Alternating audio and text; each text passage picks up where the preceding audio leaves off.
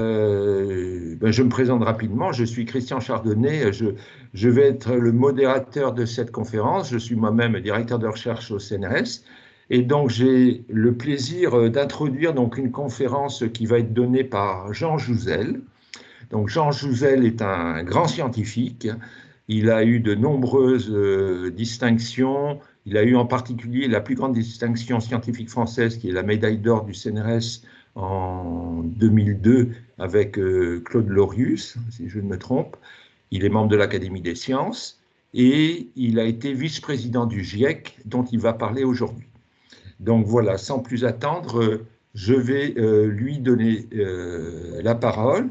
En termes de méthode, je vous rappelle euh, donc, euh, euh, euh, donc vous ne pouvez pas prendre la parole pendant la conférence, mais en revanche, vous pouvez poser des questions par écrit, par chat. Donc c'est peut-être l'enseignante éventuellement qui pourra le faire pendant la conférence et on y répondra, Jean Jouzel y répondra à l'issue de sa conférence si on a encore assez de temps, puisqu'il a un impératif, il doit partir absolument à 15h15.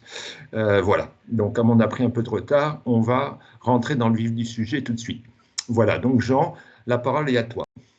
Merci Christian, bonjour à vous tous et à vous toutes.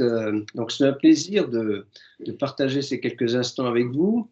Alors l'idée c'est effectivement d'essayer de vous parler de la prise de conscience de l'urgence climatique depuis les années 80. Bon, c'est vrai que j'ai la chance, j'ai moi-même commencé ma carrière de chercheur, je dirais, je commence ma 53e année au CEA, donc j'ai commencé en 68, le 8 octobre 68, je suis arrivé au CEA, voilà, donc je commence ma 53e année au CEA, j'y suis toujours comme directeur de recherche émérite. Voilà, et j'ai vraiment travaillé pratiquement toute cette carrière sur ces aspects liés à la météorologie et au climat. Et donc, j'ai vécu cette prise de conscience, je dirais, de l'intérieur. Alors, en fait, la prise de conscience de la réalité du réchauffement, disons, pas de la réalité, parce qu'elle n'était pas là encore dans les années 80, mais des risques posés par nos activités par rapport au climat. Bien sûr, on en avait déjà parlé au début du XXe siècle. Arrhenius avait prévu que l'utilisation du charbon à l'époque allait conduire à un réchauffement du climat. Mais je crois qu'un des points de départ, c'est vraiment les années 70, les premières simulations du climat. Alors l'intérêt avec des modèles climatiques, on peut imaginer ce que sera le climat dans différentes conditions, alors que l'on ait un peu ou beaucoup de gaz à effet de serre. Et pendant cette période, eh bien, on s'est penché beaucoup sur vers quel climat irions-nous si nous avions 2 fois plus de gaz carbonique dans l'atmosphère. C'est ce qu'on appelle la sensibilité du climat. Et c'était envisagé, ça reste malheureusement toujours possible pour le milieu de notre siècle, du 21e siècle. Et le était clair, ça provoquait un réchauffement moyen entre 1,5 et 4,5 degrés. En fait, ce problème d'effet de serre, eh bien, j'y reviendrai rapidement, c'est lié à ces composés, en particulier gaz carbonique, méthane, protoxyde d'azote, aussi d'autres, dont la propriété est de piéger une partie du rayonnement solaire une fois qu'il a été réfléchi à la surface de la planète.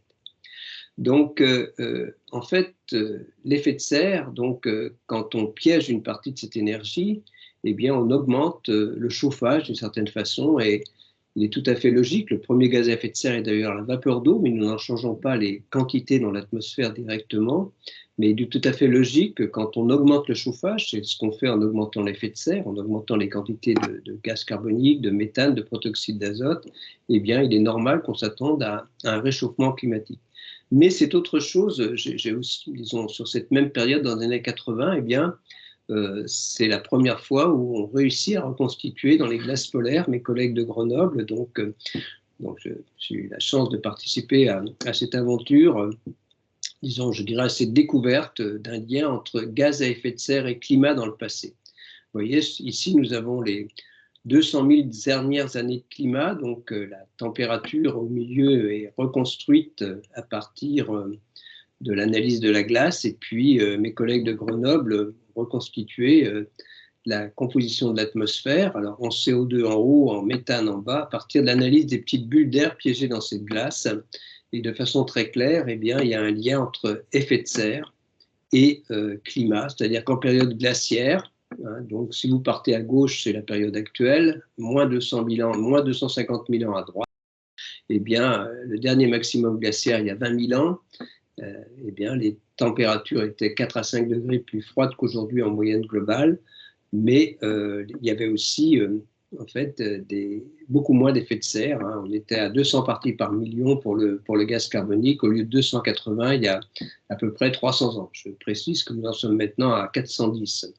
Voilà. Donc à ces échelles de temps, c'est intéressant parce que ça confirme le rôle, disons, ces enregistrements glaciaires des glaces polaires que nous avons poursuivis sur les 800 000 dernières années, nous confirment que la principale cause, la première cause, disons, le métronome de ces grands changements entre période glaciaire et interglaciaire, c'est la position de la Terre sur son orbite. On va parler des changements d'insolation liés à cette position de la Terre sur son orbite, mais pour la première fois, on montre aussi que la composition de l'atmosphère, sa composition en gaz à effet de serre, a joué un rôle à ces échelles de temps, et ça a eu vraiment, disons, à côté je dirais, de l'alerte lancée par les modélisateurs, une importance, disons, plus politique. Ça a touché, montré ces courbes, ça a été publié en 1987, montrer ces courbes à cette époque-là, effectivement, ça illustre de façon remarquable ce lien entre effet de serre et climat,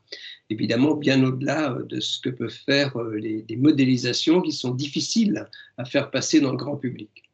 Alors, nous avons poursuivi, vous voyez, sur 400 000 ans, et avec ce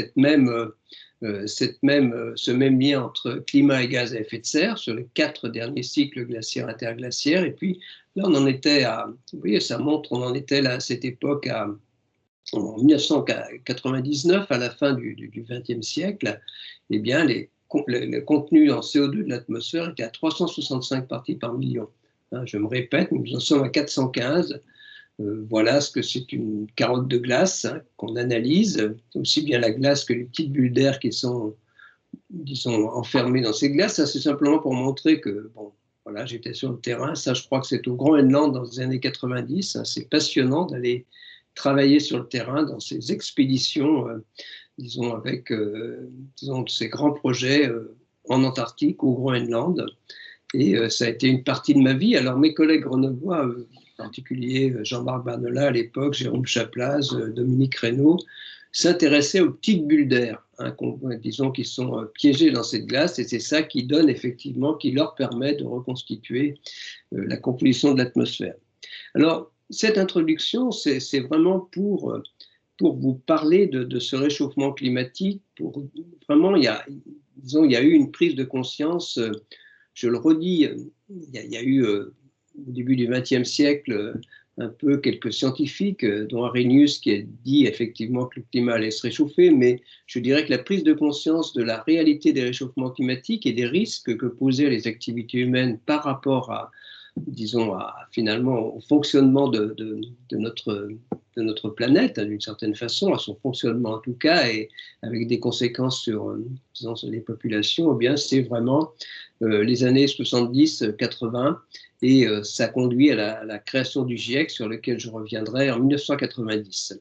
Alors, j'aime quand même dire, c'est important de sauter quelques décennies et d'en être, où en sommes-nous aujourd'hui? Eh bien, le réchauffement climatique est vraiment une réalité.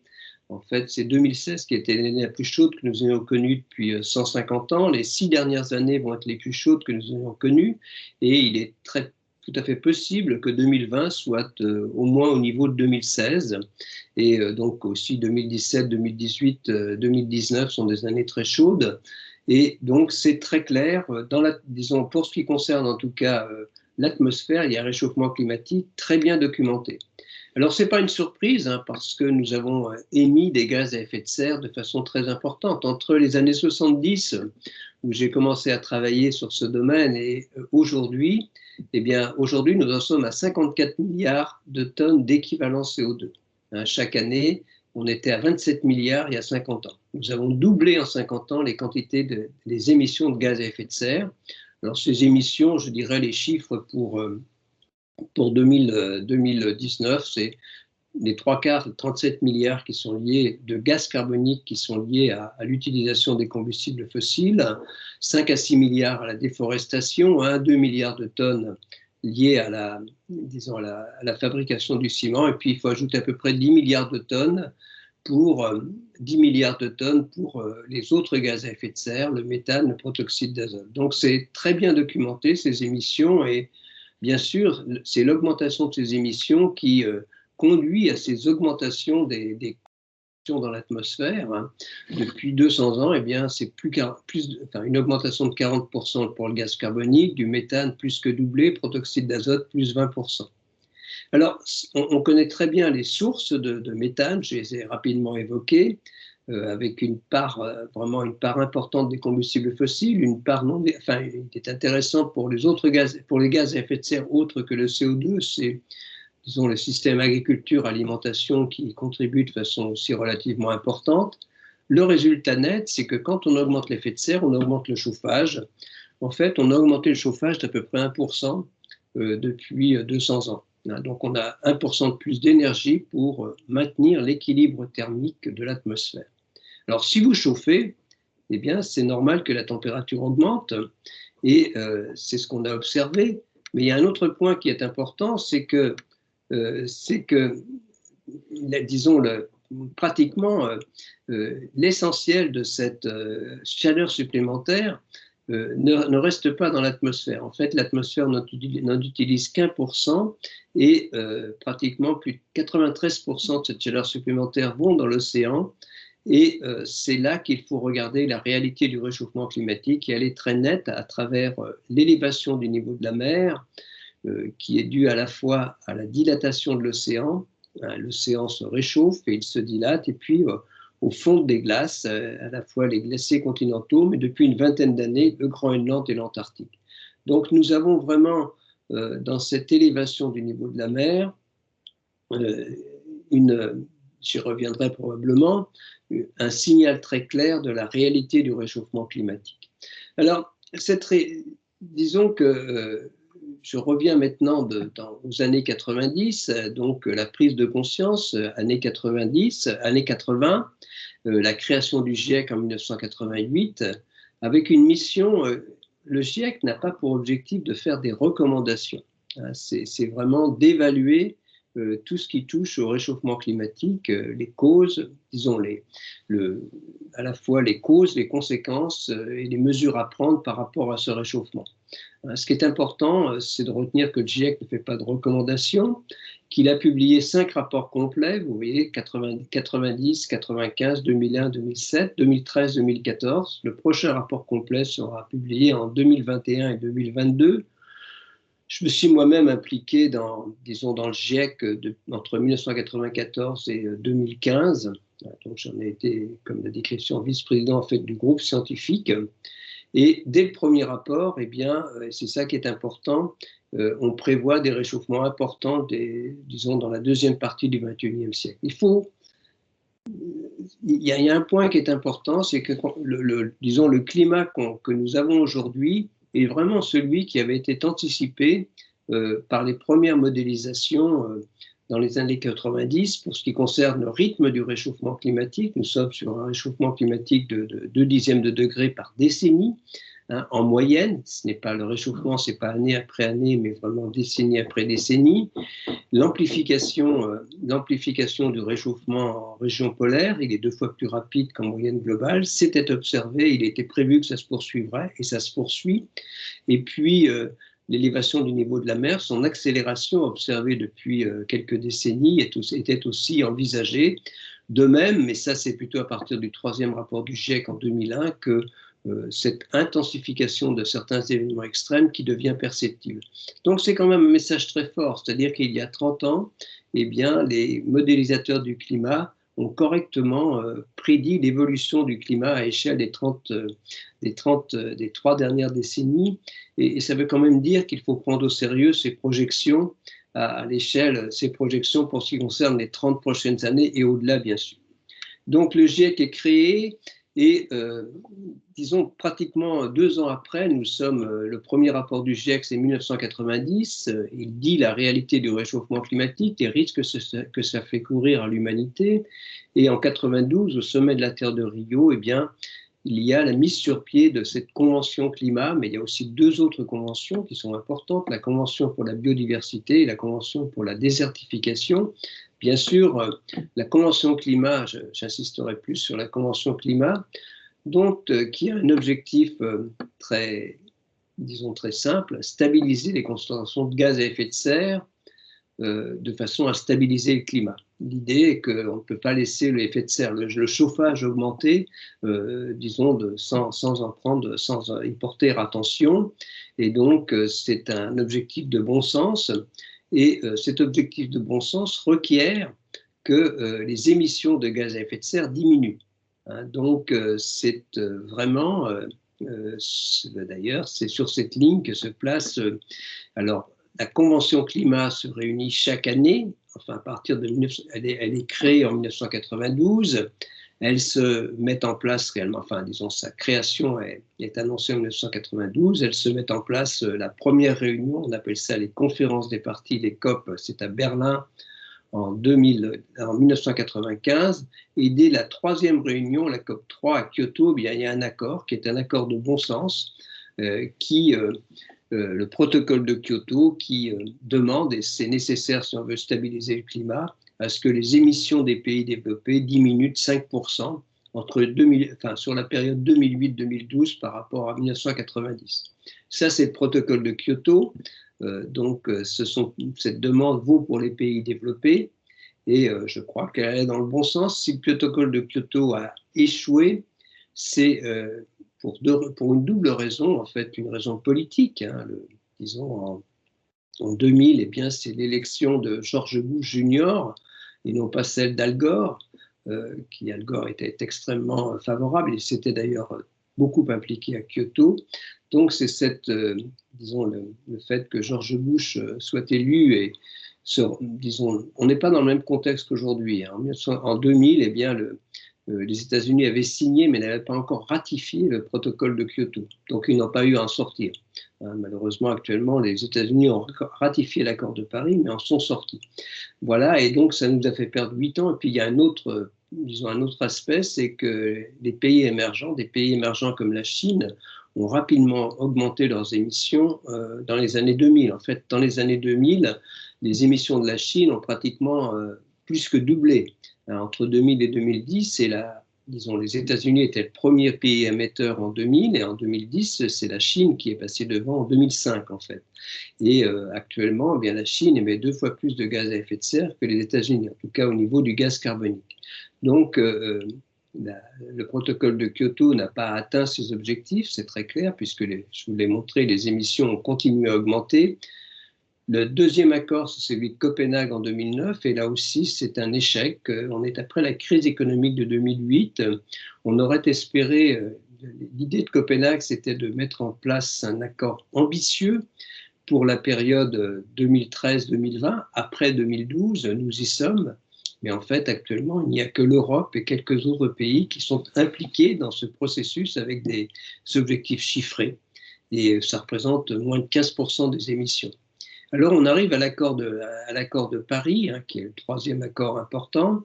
Et là, les Nations Unies, donc, qui gèrent cette convention climat, eh bien, changent leur fusil d'épaule. Et plutôt que de demander, plutôt que de fixer des objectifs pour les pays développés, eh bien, ils demandent à l'ensemble des pays ce qu'ils accepteraient de faire pour lutter contre le réchauffement climatique et s'y adapter. Et donc, les pays viennent à la conférence de Paris avec des promesses d'engagement, et comme ces engagements ne sont pas discutés, hein, bien sûr, disons, chaque pays fait des engagements, certains très sérieux, d'autres moins, hein, disent ce qu'il va faire, et eh bien, ces engagements étant acceptés par principe, hein, il n'y a pas de discussion de la qualité des engagements des pays, eh bien, tous les pays signent le protocole de l'accord de Paris, et tous les pays l'ont ratifié en ce moment. Malheureusement, le retrait des États-Unis est vraiment extrêmement négatif par rapport à cet accord de Paris, d'autant plus qu'il a entraîné, donc il est quasi officiel pour les États-Unis, puisque, disons, il y avait 4 ans pour que les États-Unis se retirent officiellement, donc cette période se termine et les États-Unis ne seront plus dans l'accord de Paris à partir de la fin de l'année ou de novembre prochain, hein, donc dans un mois.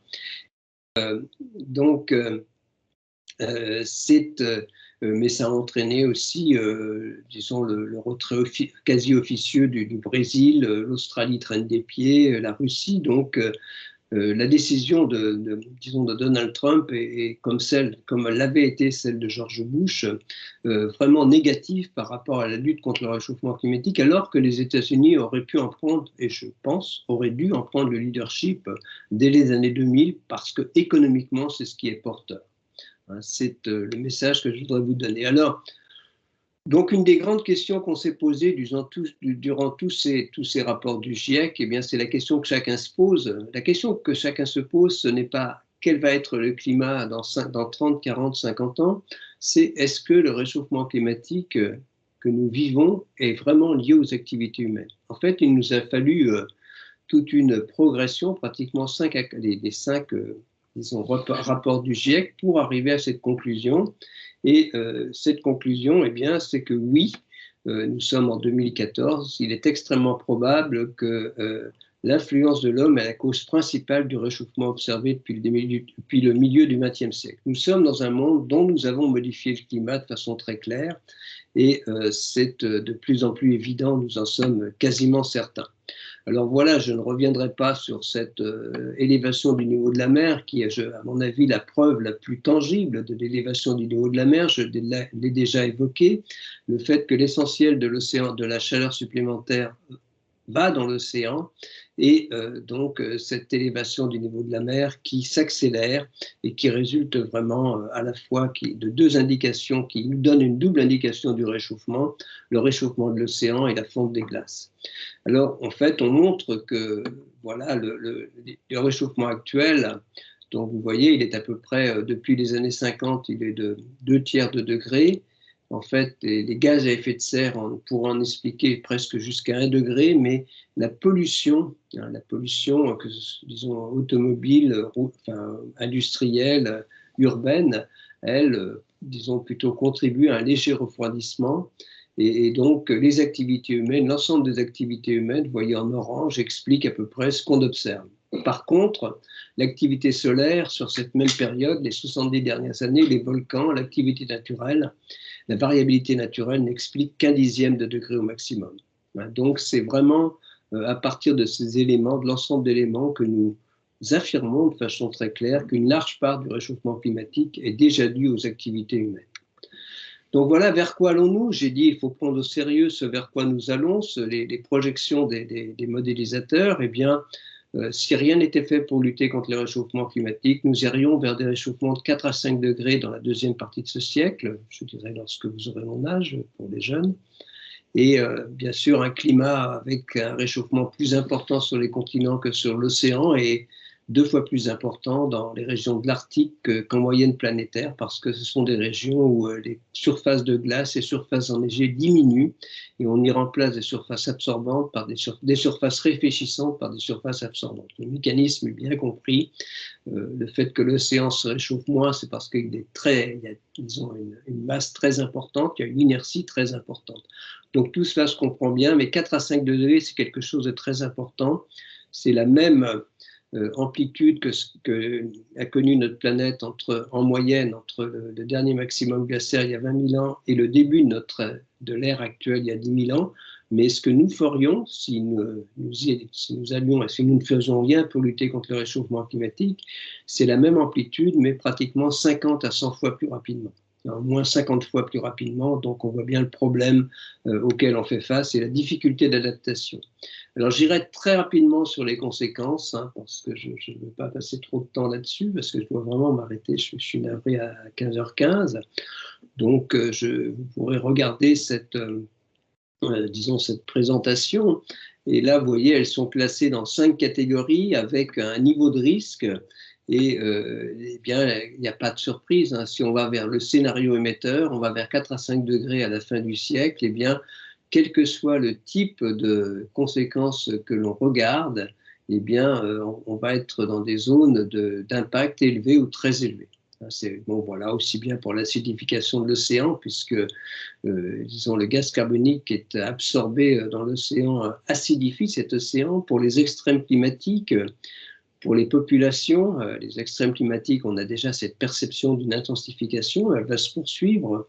Les populations, on va parler de réfugiés climatiques, de ressources en eau, de sécurité alimentaire, de risques de conflits également qui sont vraiment une des conséquences du réchauffement climatique dans certaines régions, mais aussi la nature qui nous entoure est extrêmement fragile. On va parler de biodiversité, d'écosystèmes qui vont être complètement modifiés, de pollution. Il est plus difficile d'y faire face en période, par exemple, de canicule très intense. Tous les problèmes de santé et d'environnement seraient également exacerbés. Puis ces phénomènes irréversibles, l'élévation du niveau de la mer, ça pourrait être 1 mètre d'ici la fin du siècle, le dégel du permafrost. Alors, je ne vais pas aller trop dans le détail, mais je crois qu'aussi il est important de comprendre que la conséquence première du réchauffement climatique, si on ne prend pas une par une, mais dans leur ensemble, c'est vraiment le risque d'accroissement des inégalités. On en est conscient, il y a des pays qui sont plus vulnérables que d'autres, généralement les pays en voie de développement, qui ont d'ailleurs très peu contribué aux émissions, mais ça vaut aussi pour un pays comme le nôtre, aussi bien en termes de conséquences du réchauffement climatique. Voilà, les personnes qui sont sensibles, ils ont pris de plein fouet les inondations dans l'Hérault, par exemple, sont dans une région inondable où il est pratiquement impossible de vendre son habitation, hein, bien sûr, et puis il y a par exemple des mesures comme l'augmentation de la taxe carbone qui était envisagée il y a 2 ans aurait affecté en termes relatifs, pas en termes absolus, de façon 3 fois plus importante les bas revenus que les hauts revenus. C'est ce qui est à l'origine évidemment c'est un des facteurs à l'origine du mouvement des Gilets jaunes. Donc voilà l'élévation du niveau de la mer. Alors le problème c'est l'inertie à long terme, hein. Je parle toujours du ne rien faire, voilà, c'est important.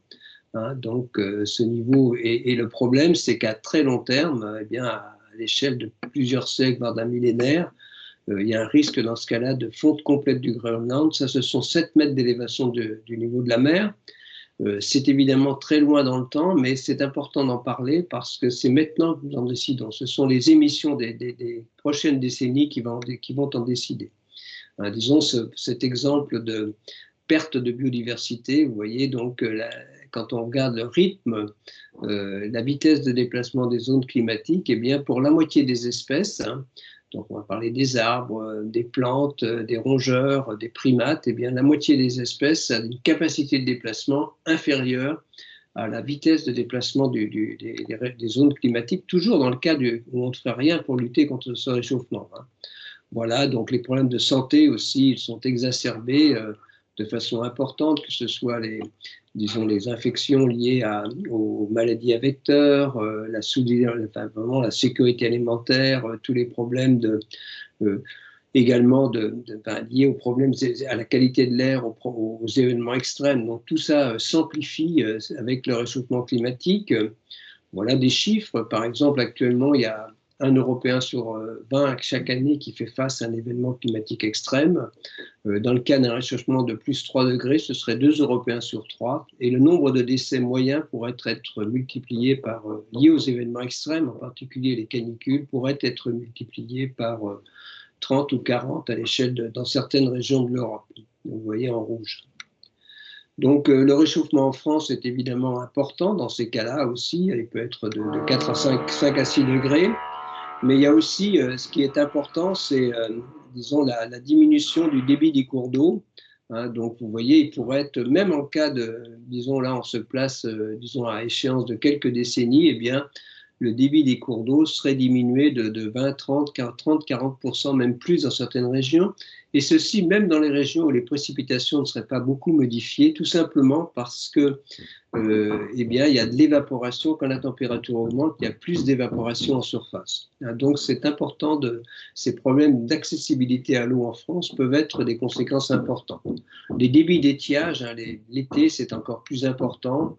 Voilà, dans ces cas-là, vous voyez, on pourrait arriver à des débits des fleuves, et on a vu déjà cet été rivières ou des petits fleuves comme le Doubs, enfin une rivière dans ce cas-là qui était pratiquement à sec. Hein, donc on voit bien que ces débits seraient fortement diminués l'été, largement à cause de l'évaporation.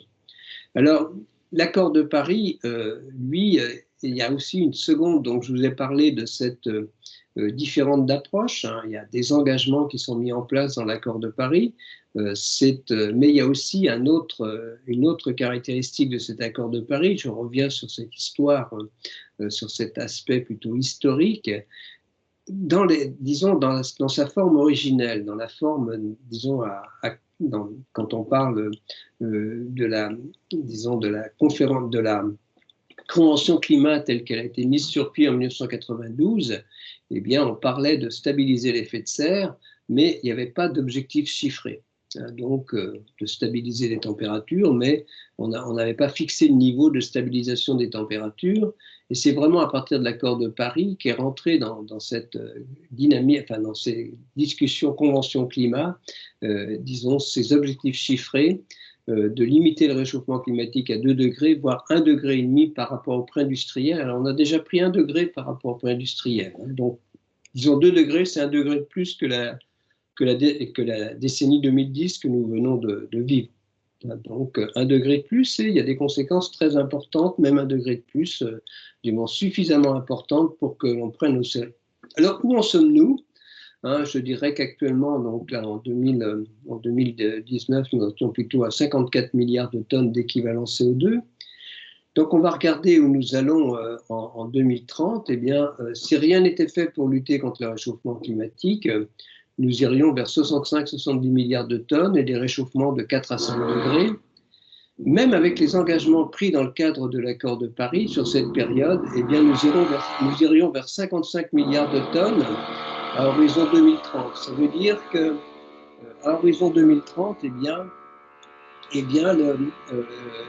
disons qu'après, ça nous met sur une trajectoire de réchauffement de l'ordre de 3 degrés. Alors, pour rester au niveau de 2 degrés, ce qui permettrait à votre génération de s'adapter pour l'essentiel, il faudrait passer à 40 milliards de tonnes en 2030. Et ce qui serait beaucoup mieux, ce serait de limiter à 1,5 degré. Et là, il faut pratiquement diviser nos émissions par 2 entre 2020 et 2030. Vous voyez qu'elles ont été multipliées par 2 entre 1970 et 2020. Il faudra maintenant les diviser par 2 entre 2020 et 2030. Donc, c'est extrêmement rapide. Et atteindre neutralité carbone en 2050 pour 1,5 degré.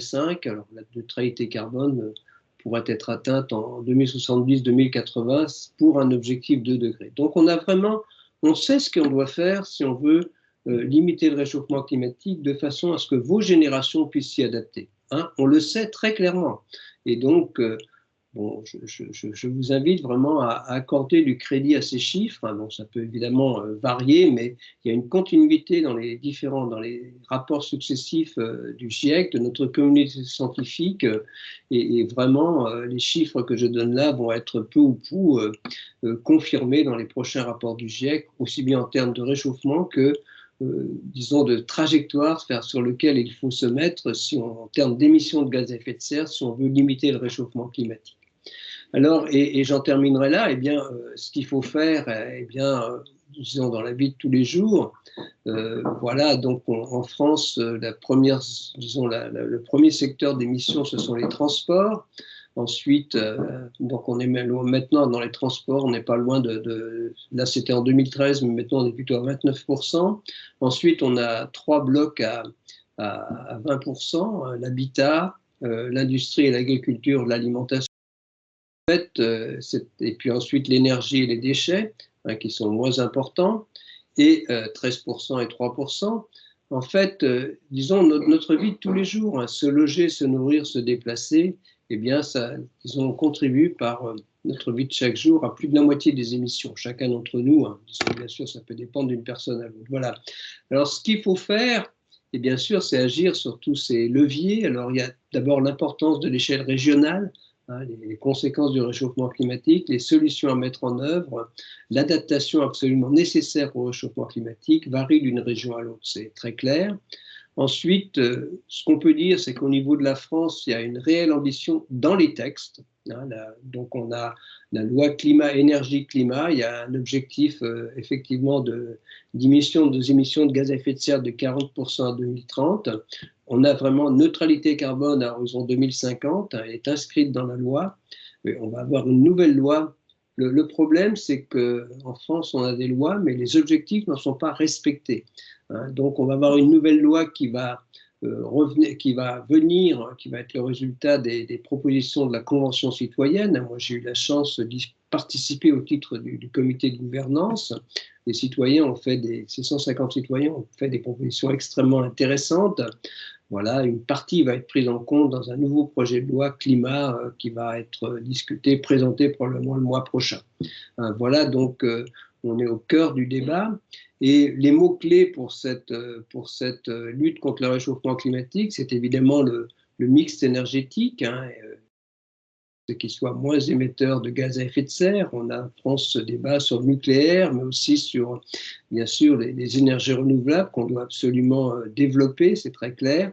L'efficacité énergétique, il faut vraiment, disons, être efficace, vraiment, disons, les économies d'énergie doivent être au cœur de nos processus, mais il faut aussi de la sobriété.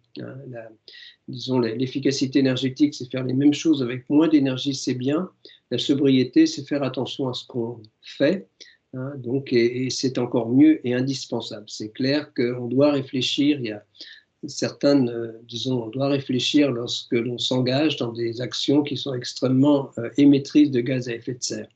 Voilà, la solidarité internationale, la solidarité à tous les niveaux, entre générations, entre secteurs d'activité. Malheureusement, on voit bien qu'au niveau international, cette solidarité n'est pas là. C'est clair. Il faut aussi investir. Je ne vais pas m'étendre, mais c'est important d'investir pour cette transition énergétique. Les investissements sont importants, mais sont, disons, qu'une fraction de ce qu'on a mis sur la table pour lutter contre, disons, sortir de la pandémie. C'est à juste titre. Et surtout, ce sont des investissements créateurs d'emplois. Donc, c'est ça qui est important, ces investissements, et je crois, de recherche, d'innovation, et a priori quand même attractif pour votre génération. C'est ça qui est important. Et puis, bien sûr, c'est ce qu'on essaye de faire là aujourd'hui. L'éducation est importante.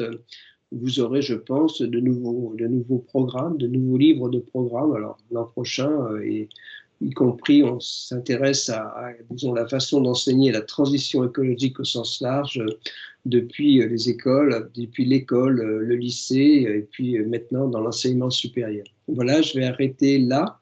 Je n'ai malheureusement que 5 minutes pour répondre à vos questions.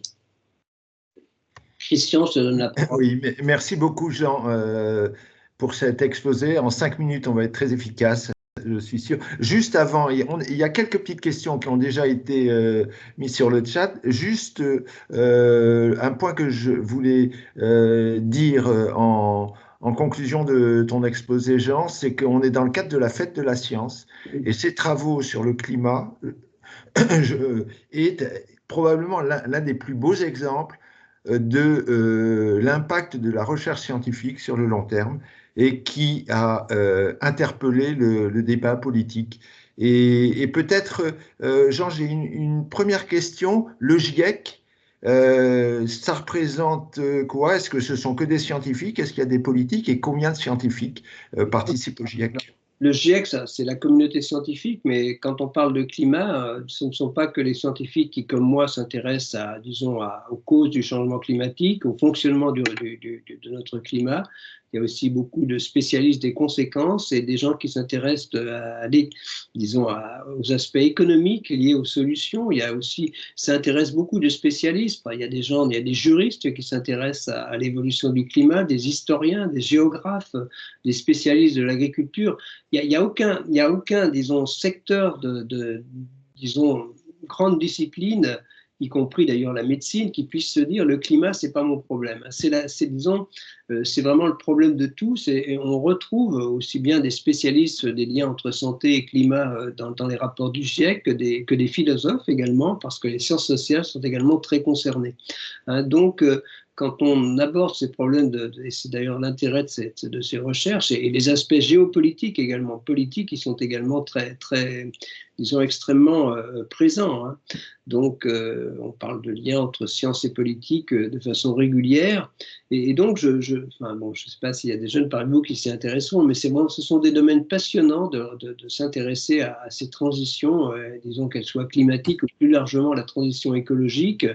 Et ce sont vraiment, c'est passionnant parce que ça intéresse justement, moi j'ai le plaisir actuellement d'écrire des articles avec des juristes, avec des géographes, et donc c'est quand même extrêmement intéressant. Donc c'est vraiment très large, et ce sont bien des scientifiques qui sont dans le GIEC, mais vraiment de pratiquement toutes les disciplines.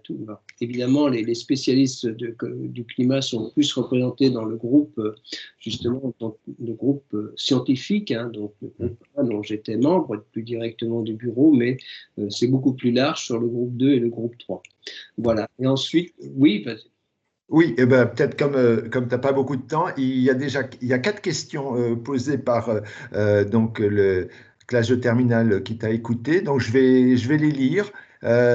Aujourd'hui, un retour en arrière est-il envisageable ou bien est-ce trop tard? Ah, c'est trop tard. Non, non, disons, le réchauffement climatique est inéluctable, il est irréversible à l'échelle de générations, de dizaines de générations. Ce qu'on peut faire de mieux, c'est le limiter. D'ailleurs, disons, le réchauffement de 1 degré qu'on a eu, bon, il commence à avoir des conséquences perceptibles. Hein. On discute des événements méditerranéens et de leur lien avec le réchauffement climatique, par exemple. Hein. Mais c'est vrai qu'on ne peut pas, déjà, si on réussissait à rester en deçà de 2 degrés, ce serait déjà formidable. On voit bien déjà l'effort à faire. C'est un changement complet de mode de fonctionnement de nos sociétés. Hein. Donc, il faut bien se rendre compte de ça. Et je redis que c'est ce que nous disons depuis, enfin, pour ce qui me concerne, j'ai commencé à travailler là-dessus vraiment dans les années 70 sur le climat, où j'ai d'abord fait une thèse sur la formation de la grêle. Non, malheureusement, et nous n'avons pas varié dans le discours, c'est irréversible ce réchauffement climatique, à l'échelle, pas à l'échelle géologique, mais c'est irréversible à l'échelle des vies humaines et de générations. Autre question, quelles sont les conséquences si le permafrost et le pôle Nord viennent à disparaître? Donc, disons alors le permafrost. Enfin, la glace du pôle Nord, parce que le pôle Nord, il ne va pas disparaître. Le permafrost, brièvement, donc c'est du sol gelé qui était gelé en permanence dans certains endroits depuis des milliers d'années et qui commence à fondre.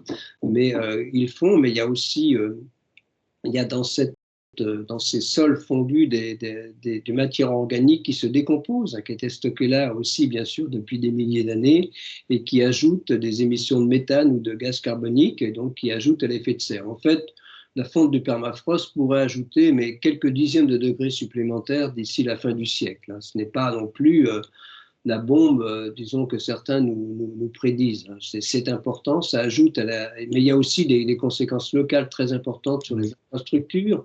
Le fait que, disons, la glace, il y a moins de glace de mer au niveau du pôle Nord. Il y a ça ouvre des routes maritimes, mais ça ouvre aussi des possibilités d'exploration de pétrole, de gaz naturel, dont on n'a vraiment pas besoin. Donc, il vaudrait mieux qu'on réfléchisse à protéger ces régions qu'à en exploiter les ressources. Enfin, évidemment, c'est mon sentiment. Alors, une autre question, y a-t-il un lien entre le réchauffement climatique actuel et l'épidémie du Covid-19? Non, non, il n'y a pas de lien. Il y a pas de lien, disons, entre. S'il y a un lien, c'est plutôt à travers la perte de biodiversité, disons, les spécialistes de la biodiversité dont on parle de zoonose, c'est-à-dire une transmission de ces virus depuis, on parle de pangolins ou d'autres espèces, et ces espèces sont effectivement désormais plus proches des grandes villes, tout simplement parce qu'elles n'ont plus d'endroit où vivre. Donc, disons, la suppression, la diminution des surfaces forestières, des surfaces naturelles où ces animaux peuvent se développer normalement, provoque une proximité entre certaines espèces et, disons, les populations qui est probablement à l'origine d'une transmission de cette zoonose. Mais ça n'a rien à voir avec le climat. Avec la perte de biodiversité, oui. Oui, je vous appelle tout à l'heure, merci. Oui, une dernière question. Alors, une dernière question, toute simple, mais dont la réponse est forcément très compliquée, c'est que pouvons-nous faire, nous? Eh bien, oui, c'est un peu ce que j'ai abordé. Elle est compliquée, oui, mais on voit bien qu'on a chacun quand même un peu les leviers hein, dans nos décisions, la façon dont nous nous déplaçons, la façon dont nous mangeons, par exemple, ne serait-ce que le gaspillage alimentaire est à l'origine de beaucoup d'émissions non négligeables, hein. Bien sûr, le régime alimentaire également. Voilà la façon dont nous nous comportons à la maison. Donc, c'est vrai que la dépense d'énergie, la dépense aussi liée à l'utilisation des appareils électriques et de plus en plus des appareils électroniques, hein. On parle beaucoup de tout ce qui est lié, des émissions qui sont liées au numérique. Donc oui, on peut quand même porter chacun à titre individuel une attention aux émissions. C'est clair que non, ce qu'on doit se dire, c'est que les émissions de gaz à effet de serre, ce n'est pas les autres, hein. C'est nous également, chacun d'entre nous, y compris moi-même, bien sûr, hein. Donc c'est bien cela qu'il faut avoir en tête. Donc oui, on peut faire quelque chose individuellement, on peut faire aussi pour beaucoup de jeunes, je pense, il n'y a pas de secteur d'activité dans lequel vous rentrerez, au sein duquel vous pourrez vous dire le réchauffement climatique, ce n'est pas mon problème. Hein, que vous soyez dans le domaine agricole, dans le domaine alimentaire, dans tous ces domaines où bien sûr, en plus, dans tout ce qui concerne l'urbanisme, l'immobilier, dans tous ces domaines d'activité, il n'y a vraiment pas de domaine d'activité qui soit en dehors de ces aspects liés au réchauffement climatique. Voici.